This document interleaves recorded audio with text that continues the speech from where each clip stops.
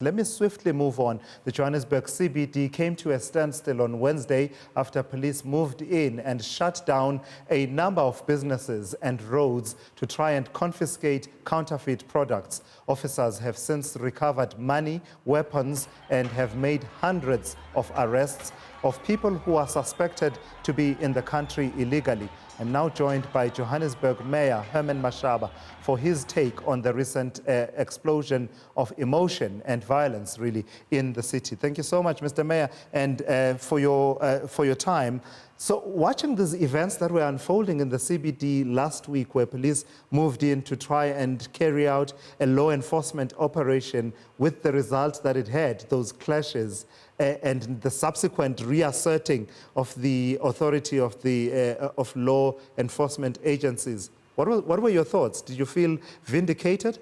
Well, I think I feel pleased, with the operation yesterday, and I really hope and trust that this is going to be the beginning. As you're aware, I've been on this matter for just under 3 years, asking for national government's intervention, because as a city, we are limited in terms of our law enforcement competency. And I've been trying Home Affairs, 5 ministers in under 3 years, being insulted, called names, not actually getting the support of our prosecuting authorities to ensure that criminal activity stopped. So yesterday, fortunate enough, I was actually quite pleased to see the unfolding of events. And as I say, I really hope that is going to be the beginning of bringing back the rule of law in our city. You speak of the rule of law. What was your reading of the events of last week on Thursday?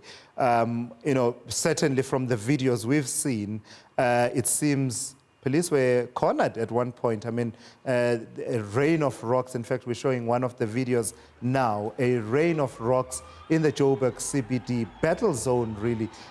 Those are civilians, regardless of where they come from. Civilians almost at a particular point forcing police to retreat. Well, it actually made me very angry South African. I think to see our law enforcement agencies being attacked like this, these videos, these images, as you can imagine, went all over the world, that actually demonstrated to the world that there's almost a breakdown of the rule of law, that police can actually be cornered by pure criminality. What happened with this particular matter, obviously counterfeit rates by law and constitutionally, it's a competency of the South African Police Services. Unfortunately, we were not informed as a city about this particular raid. We only called when, for some reason, the police on their own did not have the capacity and called for the City of Johannesburg Metropolis for backup. We actually rescued South African police from this, and I think from the information that has come to attention, it appears that these criminals were informed about the police raid beforehand. It is for that reason that they were actually quite prepared for the police. The police were ambushed. I don't understand how come the police did not really have the intelligence and proper planning for this kind of raid. I sense a lack of coordination then between the two spheres, the 3 spheres of government, being national, provincial, and yourselves as a city. And part of the reason I say this is what you just said now about not being informed to be part of the operation last Thursday, but also yesterday. I heard the minister, Begicele, talking about you as a city needing to deal with some of the buildings from which some of these operations have been taking place. And I suspect that you will probably dispute what he was saying. Well, I think it's actually quite unfortunate. Fortunate enough, I am on record over the last 3 years asking for national intervention. I think just imagine your criminal justice agencies being attacked in this manner, and no arrest ever made. And I think I've been on public record because I could not understand if something like this happened in any civilized society.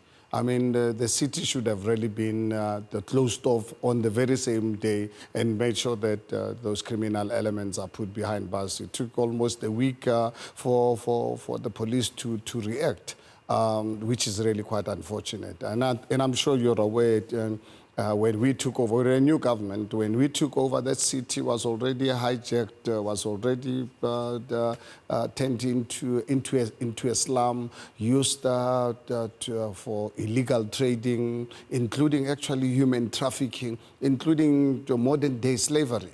Luckily, you know, for me, I have got personal experience working with the South African police services last year as part of this counterfeit raids. Just in one building where we recovered 18 million rands worth of counterfeit goods. But what is concerning for me, and something that I've raised on many platforms with South Africans to say, how do we sit in a country where we allow modern slavery to happen? Because we have these criminal syndicates bringing goods into our country illegally, and obviously use our buildings, close them down, because in fact to access some of the rooms in these buildings, we had to actually, even the police, get special equipment to break down. And what we find in there, the girls brought from nobody knows where, made to work, we don't know how many hours. Something like this happening in South Africa, under the watch of South Africans, and we allow something like this to happen. And I think I found it actually quite disturbing. But as I say, I'm pleased that we've seen the raids, including not just counterfeit goods. You saw the type of armaments that are here. And is this an isolated case? Honestly, personally, I believe this would possibly be a tip of an iceberg. All right, Mr. Mayor, I'm going to ask to keep you for a few more minutes. I do understand that you have to go, but let me conclude with the Mayor, Herman Mashaba, in just a moment. Stay with us. This is Newsfeed.